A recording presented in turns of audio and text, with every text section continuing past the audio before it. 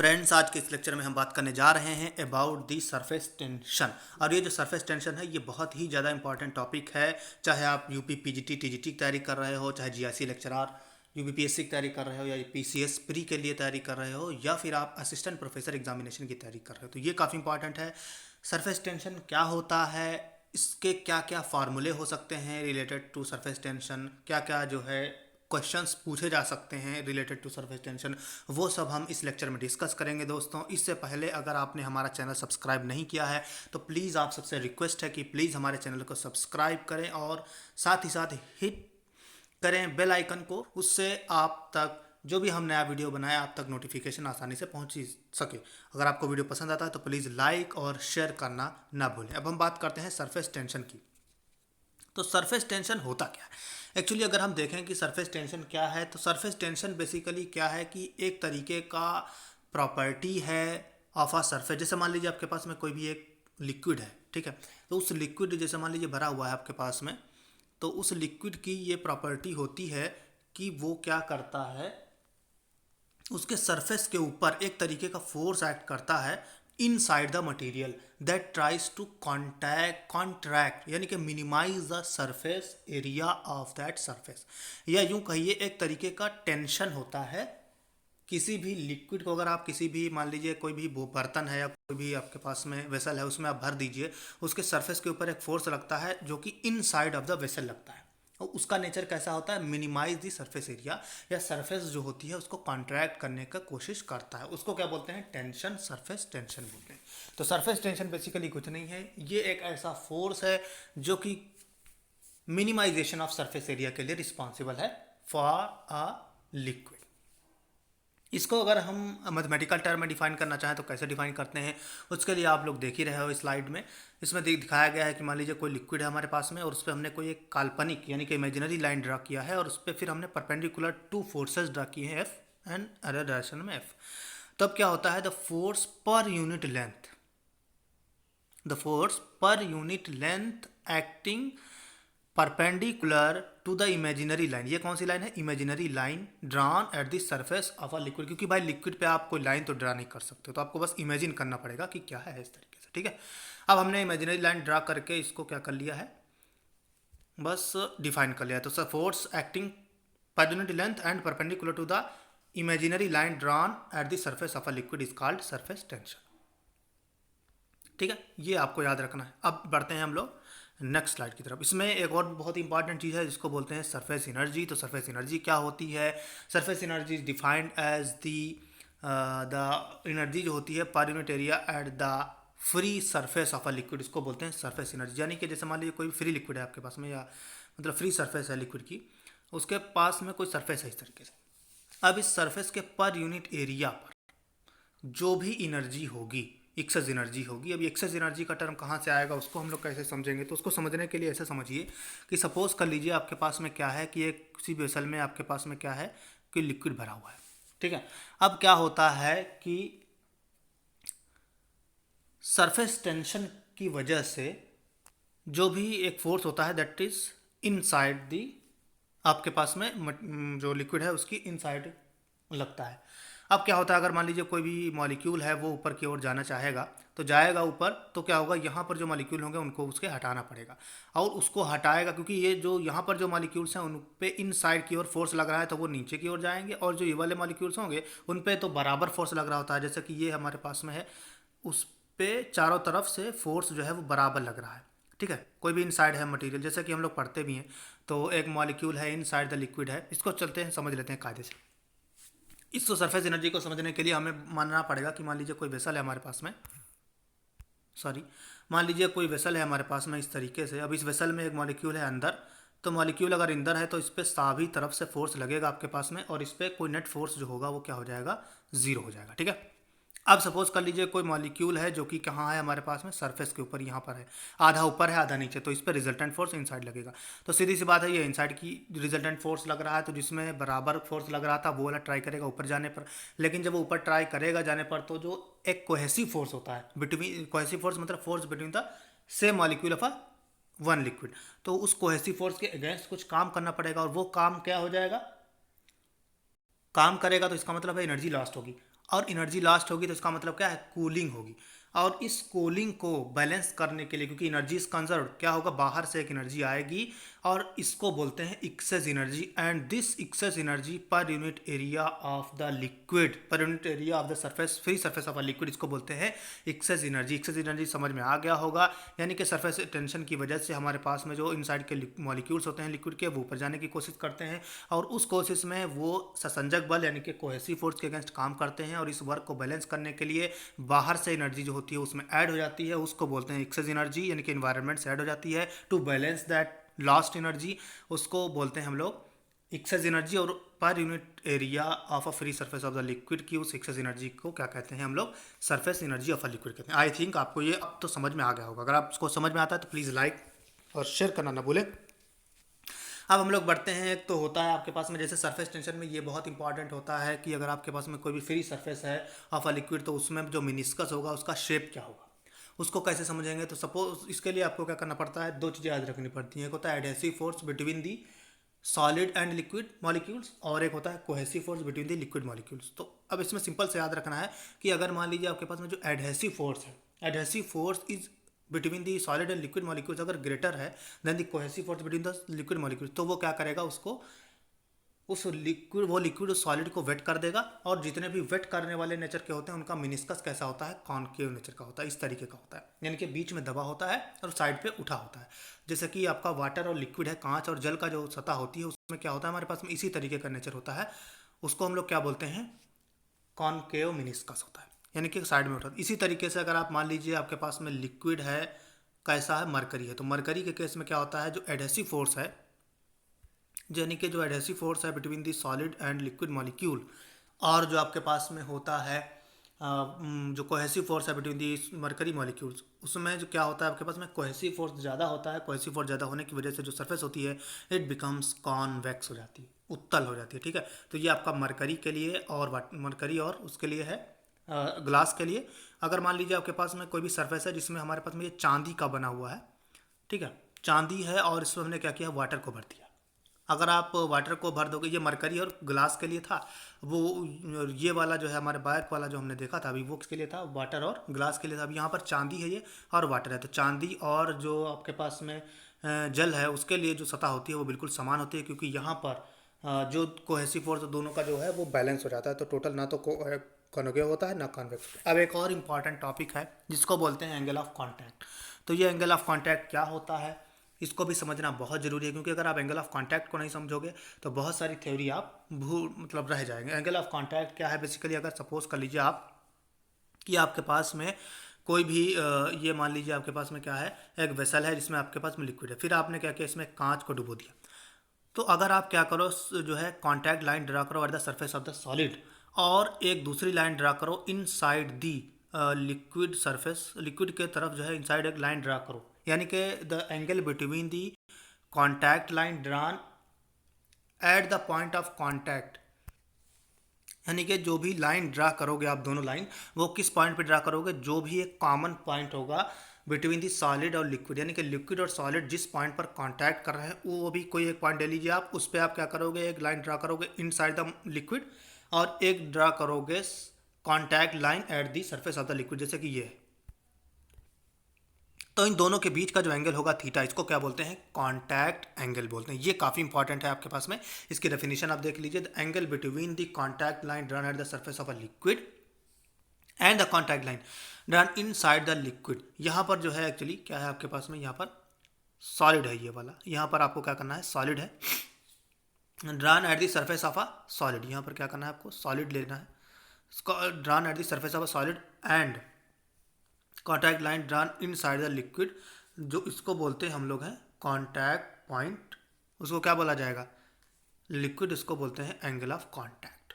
थोड़ा सा यहाँ पर आपके पास में क्या है कि मिसप्रिंट हो गया है, तो सॉरी फ्रेंड्स, इसको हमने करेक्ट किया है और इसको डिफाइन करेंगे द एंगल बिटवीन दी, जैसे कि हमने आपको बताया था वो उसी को डिफाइन कर लेते हैं, angle between the contact line drawn at the, जो आपके पास में सरफेस, जैसे ये लिक्विड है उसमें आप सॉलिड को डुबो दीजिए, तो इस सॉलिड पे इनसाइड जो भी लाइन ड्रा की जाएगी, और एक कॉन्टैक्ट लाइन ड्रा करिए, इस पर से रेखा ड्रा करिए, एट दिस कॉन्टैक्ट पॉइंट, तो ये इस तरीके की हो जाएगी। तो इन दोनों के बीच का एंगल क्या हो जाएगा, कॉन्टैक्ट एंगल होगा, उसी को आप डिफाइन कर लीजिए बस। अब मेन चीज़ है आपके पास में प्रॉपर्टीज़ होती हैं, क्या क्या होती हैं। तो अगर मान लीजिए जो भी लिक्विड्स जो होते हैं जो गीला नहीं करते हैं लिक्विड सॉलिड को, उनके लिए जो भी आपके पास कॉन्टैक्ट एंगल होता है वो ग्रेटर देन 90 डिग्री होता है, यानी कि अधिकतम होता है 90 डिग्री से। अब आप मान लीजिए कोई भी लिक्विड है जो कि क्या नहीं करता है, जो भिगो देता है लिक्विड को, जैसे कि वाटर क्या है, ग्लास को वेट कर देता है, उसके लिए क्या होगा, जो भी आपके पास में स्पर्श कोण होगा यानी कि एंगल ऑफ कॉन्टैक्ट होगा वो 90 डिग्री से छोटा हो जाएगा। और for water and silver surface के लिए क्या होता है आपके पास में, जो एंगल ऑफ कॉन्टैक्ट होता है वो एग्जैक्ट 90 डिग्री होता है, यानी कि जो स्पर्श रेखा है और जो सरफेस ऑफ लिक्विड पे जो खींची गई रेखा है उन दोनों के बीच का एंगल कितना हो जाएगा, 90 डिग्री का हो जाएगा, एकदम 90 डिग्री। इसका मतलब है कि ना तो वो भिगोएगा और ना ही क्या करेगा, नहीं मतलब भिगोएगा तो वो वाला नहीं कॉन्सेप्ट, यहाँ पर सिर्फ इसका मतलब यही होता है कि वो उसमें जो सरफेस होगी वो कैसी होगी, सरफेस कैसी होगी, एकदम फ्लैट सरफेस हो जाएगी, बस ये डिफाइन करता है एंगल ऑफ कॉन्टैक्ट। अब एक्सेस प्रेशर की बात कर लेते हैं। तो एक्सेस प्रेशर में अगर आप देखना चाहोगे तो एक्सेस प्रेशर कुछ नहीं होता है। एक्सेस प्रेशर को समझने के लिए थोड़ा सा आपको बेसिक समझना पड़ेगा। जैसे मान लीजिए आपके पास में कोई एक वाटर ड्रॉपलेट है इस तरीके का, अब ये तो पूरी तरीके से मान लीजिए वाटर में ही हमने इसको सपोज किया है, तो अब इसमें देखना पड़ेगा आपको, सरफेसेस देखनी पड़ेंगी। अब इसमें सरफेस क्या होगी, एक ही सरफेस होगी, जैसे ये वाटर ड्रॉपलेट है, अब इसमें ये इसकी सरफेस है, ठीक है। तो अब एक सरफेस है आपके पास में, अब इसके सरफेस पे बाहर की ओर से ड्यू टू सरफेस टेंशन एक फोर्स लगता है जो कि कॉन्ट्रैक्ट करने की कोशिश करता है। और एक और बात याद रखिए, चाहे तो नोट कर लीजिए कि कहा जाता है कि for a given volume the surface area of a sphere is minimum in any shape. कोई भी शेप उठाकर ले लीजिए आप, अगर गिवन वॉल्यूम है तो उसमें सरफेस एरिया सॉलिड का जो है यानी कि सॉलिड स्फेयर जो होता है उसका सबसे कम होता है। तो सरफेस टेंशन की वजह से जो भी आकृति कोई लिक्विड लेता है, free surface of a liquid लेती है, वो कैसी लेती है, स्फेरिकल लेती है। तो हमने एक स्फेरिकल ड्रॉप अज्यूम कर लिया है। अब इसमें सरफेस टेंशन है जो कि इनसाइड इसके अंदर ही करता है, अभी हमने बताया था आपको। तो इनसाइड एक्ट करेगा, इनसाइड एक्ट करने की वजह से क्या करेगा, उसको वो कॉन्ट्रैक्ट करने की कोशिश करेगा, यानी कि जो भी इसका सरफेस होगा वो क्या करेगा, कॉन्ट्रैक्ट करने की कोशिश करेगा। अब कॉन्ट्रैक्ट करेगा तो इसका मतलब है इसको बैलेंस करने के लिए एक फोर्स हमें चाहिए, एक प्रेशर चाहिए। अब क्या होगा, जो भी आपने लगाया है बाहर से उसको तो एक बैलेंस करेगा ही करेगा, उससे ज़्यादा ही होना चाहिए। अगर ज़्यादा नहीं होगा तो बस जस्ट बैलेंस होगा, और हो सकता है कि वो मतलब कॉन्ट्रैक्ट करके फिर वो अपना शेप को बैलेंस नहीं कर पाएगा। तो एक तो आपके पास में जो इन्वायरमेंटल प्रेशर है वो भी है एक तरीके का, और एक जो इस सरफेस टेंशन को बैलेंस करने के लिए उसको क्या कहेंगे, एक्सेस प्रेशर कहेंगे, जो इस सरफेस टेंशन को बैलेंस करेगा। तो इस तरीके से small p plus capital P total जो है दो प्रेशर आपके पास में यहाँ पर लगेंगे।